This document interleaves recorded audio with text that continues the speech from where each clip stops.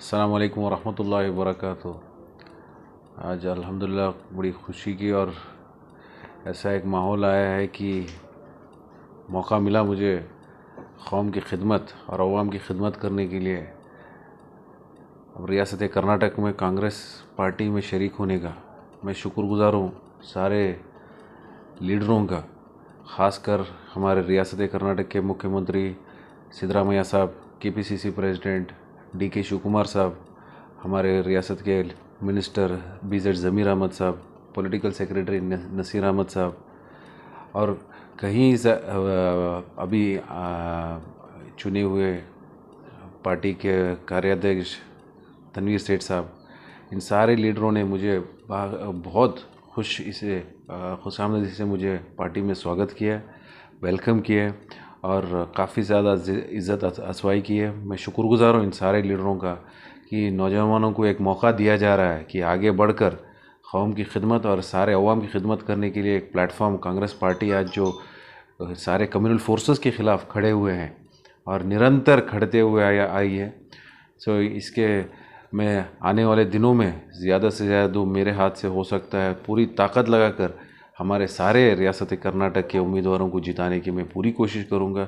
चाहे वो बीदर से लेके चामराजपेट तक अगर मुझे जाकर सबसे जो बीजेपी की सही मुखड़ा है, जो कम्युनल फोर्सेस लेके जो जा रहे हैं, बस इनको संविधान के हिसाब से, इनको ना संविधान के बारे में चिंता है कुछ भी नहीं, बस जो भी इनके पड़ी है सरकार कैसे ओहदे में रहना है, पोजीशन में रहना है और सोसाइटी को डिवाइड करना है, इसको हम सही इनका जो मुखड़ा पूरे अवाम के सामने लाकर बताएंगे कि हकीकत क्या है इंशाअल्लाह। और कोशिश करेंगे कि संविधान को बचाना है और जो हमारा कर्नाटक जो शांति तोटा बोलते हैं, सारे ज़ात के लोग, हर तबके के लोग एक साथ मिलकर जो यहाँ पे जीना बसेरा कर रहे हैं, वही हिसाब से हम आने वाले दिनों में भी हमारी सारी सिटीजन्स ऐसे ये होना चाहिए।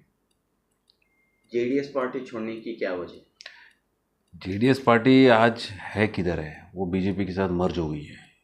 दिन ब दिन आप देखते आ रहे हैं और ये सारे लोगों के सामने ये पूरा डिस्प्ले हो रहा है। जो उनकी आइडेंटिटी थी आज ख़त्म हो गई है। हर जगह जा रहे हैं तो वो JDS सिंबल नहीं, ज़्यादा पूरा केसरी शाल दिख रहा है, वो पार्टी के साथ मर्ज हो गई है। बीजेपी का अस्तित्व बीजेपी के साथ हो गया, JDS का अस्तित्व नहीं रहा है। और आने वाले दिनों में फॉर्मेलिटी है, इनका फॉर्मल ज्वाइनिंग बाकी है, नोशनली मर्ज हो चुके हैं।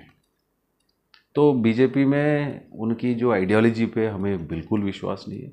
JDS में ज्वाइन होने का एक ये था कि ये जिस हिसाब से सारे कम्युनल फोर्सेस के ख़िलाफ़ और संविधान के हित में जो काम करते थे, जैसे कर्नाटक में जिन इश्यूज़ थे उस पर वो लोग ज़्यादातर ये क्लियर थे उनके इश्यूज़ के ऊपर। बट जब से असेंबली इलेक्शन हुआ, JDS का आइडियोलॉजी एकदम बदल गया, बिल्कुल बदल गया। और वो जितना बीजेपी के विरोध करके उन्होंने असेंबली इलेक्शन लड़ा है, कहाँ वो सब भूल गए। तो अगर आइडियोलॉजी कॉम्प्रोमाइज़ हो गया तो JDS में रहने से क्या मतलब है। हम सियासत में हैं लोगों की खिदमत करने के लिए, अवाम की जो दर्द दुख समझ कर उनकी मदद करने के लिए, खुद अपने हक के लिए लड़ने के लिए नहीं है या अपने ज़ाती मफाद के लिए नहीं है। लेकिन JDS तो अपने ज़ाती मफाद के लिए वो बीजेपी के साथ हाथ जोड़ लिए, आइडियोलॉजी को कॉम्प्रोमाइज़ कर दी। तो कहाँ बचा कहाँ रहा है फिर JDS में रहने से। क्या कांग्रेस में जो आए आपको जो वेलकम करने में कौन से मुस्लिम लीडर का हाथ ज़्यादा रहा? सब लोगों का, सब ओवरवेलमिंग। ज़मीर अहमद साहब हो, नसीर अहमद साहब हो, हमारे तनवीर साहब हो, और अनवर साहब हो, और सब सब सब लोगों ने, रहीम खान साहब हो, सब लोगों ने बहुत ये वेलकम किया और इतना मुझे सम्मान दिया कि मुझे यही ये है कि मैं इन सब का जो इन्होंने मेरे पे विश्वास कर मुझे यहाँ तक एक मौका दिया, आगे इसको कैसे बरकरार रखने की मेरी पूरी कोशिश रहेगी इंशाल्लाह। क्या ये आपका वर्चस्व था या CM इमरान साहब? देखिए, वालिद है मेरे सर के ताज है, वो बिल्कुल कहीं कॉम्प्रोमाइज़ होगा नहीं और वो होगा बिल्कुल, उस पर कोई दो राय नहीं है। तो मेरे वालिद का सर पे मेरे हाथ कभी भी रहेगा। जहाँ तक सियासी एक पोजीशन है, मैं खुद एक इलेक्शन लड़ चुका हूँ अभी हुमनाबाद में, इतने यहाँ से करीब 700 किलोमीटर बेंगलुरु से दूर। ना वो मेरा ननियाल था, ना मेरा ससुराल है, ना मेरा ददियाल है, कुछ नहीं। बावजूद उसके मैं उतनी दूर जाकर खुद के एक ना तो वो जेडीएस का बेल्ट था, अपने बलबूते पर मेहनत कर कर लोगों के साथ जुड़कर 26-27 हज़ार वोट लेकर लोगों ने मेरे साथ हाथ जोड़ा है। तो कहीं ना कहीं एक उम्मीद मेरे में भी है, एक कॉन्फिडेंस मेरे में है कि अगर हम लोगों के सही उनके मसले मसाइल समझकर उनके साथ जुड़ेंगे तो आगे आने वाले दिनों में आपके साथ आवाम खड़ी रहेगी। बस यही एक इरादे से हम आगे बढ़ रहे हैं। दुआ तो वालिद साहब का रहेगा ही, लेकिन पॉलिटिकली आज उनका थॉट प्रोसेस, वो मेरा एक पर्सनल थॉट प्रोसेस है कांग्रेस ज्वाइन करने का। अच्छा, कुछ जिम्मेदारी ले रहे हैं? इंशाल्लाह पार्टी अगर जो जिम्मेदारी देना चाहेगी, खुले दिल से, खुले हाथ से, पूरे हिम्मत से हम उसको एक्सेप्ट करेंगे। बेंगलोर सेंट्रल में मुस्लिम कैंडिडेट मंसूर अली खान है, इनके लिए आपका कैंपेन रहा है? बिल्कुल।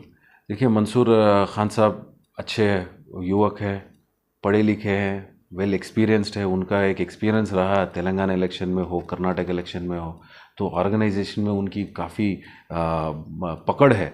ही इज़ फुली अवेयर कि कैसे ऑर्गेनाइजेशन को चलाना चाहिए, और तजुर्बा है, बड़े बड़े इदारे चलाते हैं। मेरी एक दरख्वास्त सारे अवाम से कि एक नौजवान, ख़ासकर एक मुस्लिम, एक ही सीट है पूरे रियासत कर्नाटक में, ज़्यादा से ज़्यादा आप सब लोग मिलकर उनका हाथ बटाइए, उनके साथ हाथ जोड़िए और भारी बहुमत में उनको जिताना ज़रूरी है। हमारे में एक होने से और दूसरे में एक को भेजने से बहुत फ़र्क है। तो मेरी एक दरख्वास्त सारे अवाम से कि हमारे में एक है वो, उनको मेहरबानी कर कर लोकसभा में इस 2024 में हम सब की जिम्मेदारी बनती है कि उनको जिताकर लोकसभा में हमारा एक उम्मीदवार होकर उनको वहाँ तक पहुँचाना चाहिए। आपका बैकग्राउंड जो है एजुकेशन से आपका ताल्लुक़ है, तो क्या आपकी फ़िक्र रहेगी कम्युनिटी के लिए, सोसाइटी के लिए? आप क्या करना चाह रहे हैं इस नए प्लेटफॉर्म के ज़रिए? पिछले 10-15 साल से इधर चला रहा हूँ। अल्लाह का लाख लाख शुक्र है कि ऐसा एक मौका हमें मिला है कि एजुकेशन के थ्रू कौम की खिदमत और सारी मुल्क और इसमें ग्रेजुएट्स ये कर रहे हैं। जहाँ मेरा हुमनाबाद में एक मौका मिला इलेक्शन कंटेस्ट करने का, तो मैं सबसे ज़्यादा वहाँ पे जो खिल्लत देखी है कि तरबियत, तालीम, लैक ऑफ एजुकेशन, और ख़ासकर हमारी कम्युनिटी में ये लैक ऑफ एजुकेशन बहुत ये रहा है, मसला रहा है। तो जहाँ बेंगलोर में जो इदारे चल रहे हैं, कोशिश अब यही है कि इदारों को आगे से ज़्यादा सेंटर्स में ले जाएं। हुमनाबाद में इंशाल्लाह दुआ कीजिए, वहाँ पे एक इदारा क़ायम करने के लिए एक जगह लिया हूँ अभी ऑलरेडी। उसकी तामीर अभी अगले इलेक्शन होते ही मैं शुरू करूँगा इंशाल्लाह। और ऐसे जहाँ जहाँ हो सका है, एक अपॉर्चुनिटी है, अल्लाह ने जो मेरे हाथ में ताकत दिया है, कोशिश करेंगे कि ख़ासकर मुसलमानों के बीच और जो डिप्राइव्ड सोसाइटी हैं, एससी है, एसटी है, जो सोशली बैकवर्ड क्लासेस है, इनको सब साथ लेकर एक कॉम्बिनेशन बनाकर इनको एजुकेशन में, मेन स्ट्रीम एजुकेशन में लाया गया।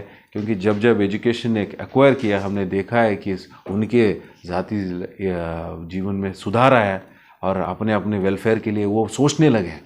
तो education is the most powerful instrument, मैं ये समझता हूँ। और आने वाले दिनों में चाहे वो रियासत कर्नाटक में हो, मेरे खुद के हाथ से जो हो सकता करेंगे, और गवर्नमेंट से भी यही रिक्वेस्ट करेंगे कि ज़्यादा से ज़्यादा इदारों को, चाहे वो बैकवर्ड क्लासेस के हो, एससी हो, और माइनॉरिटी के इंस्टीट्यूशंस को सपोर्ट सिस्टम करके इनको मॉडर्नाइज़ किया जाए। मॉडर्नाइज़ करके इनको एक सिस्टम ऐसा बनाया गया है कि अकाउंटेबिलिटी फिक्स किया जाए, स्टूडेंट्स को मास एनरोलमेंट को, ग्रॉस एनरोलमेंट को बढ़ाया जाए। अभी हमारे जो 10th स्टैंडर्ड में ड्रॉप आउट्स ज़्यादा है, 10th स्टैंडर्ड के बाद ड्रॉप आउट्स बहुत ज़्यादा ड्रॉप आउट्स हो रहे हैं, तो इसको एनरोलमेंट, ग्रॉस एनरोलमेंट +1 +2 में भी लाया जाए।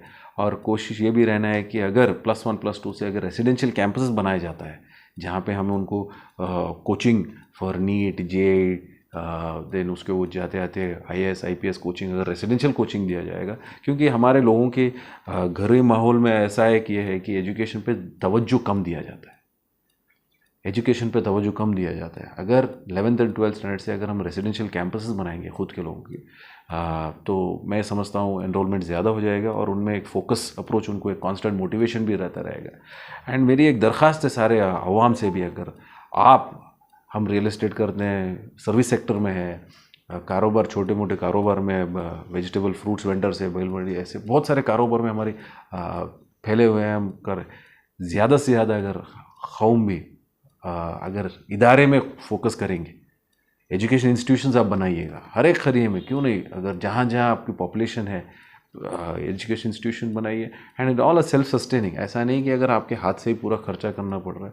अगर आप मॉडल से ये करेंगे तो एक साइड एजुकेशन इंस्टीट्यूशन दीनी तालीम दिया जा सकता है नौजवानों को, और सेल्फ सस्टेनिंग मॉडल में भी आप उसको चलाया जा सकता है। आपने जो है पहला इलेक्शन हुमनाबाद से लड़ा है, क्या अब हुमनाबाद से आपका ताल्लुक बरकरार रहेगा या आइंदा की सियासत वहीं से आप जारी रखना चाह रहे हैं अपनी सियासत को? देखिए, बहुत कम वक्त में हुमनाबाद के लोगों ने मुझे चाहकर, अपना कर मुझे वोट दिया, मेरे पे विश्वास कर कुछ मेरे से उम्मीद देखकर मेरे में मुझे वोट किए। इंशाल्लाह आने वाले दिनों में उनको नाउम्मीद नहीं होने दूंगा। रहा सवाल पार्टी, कांग्रेस पार्टी जहाँ हमें मुनासिब समझे, जिधर हमारे यूज़ करना चाहेंगे, अगर जिधर हमारे जो अपॉर्चुनिटीज़ अगर वो जिधर भी देंगे, ज़रूर हम पार्टी के हित में काम करेंगे।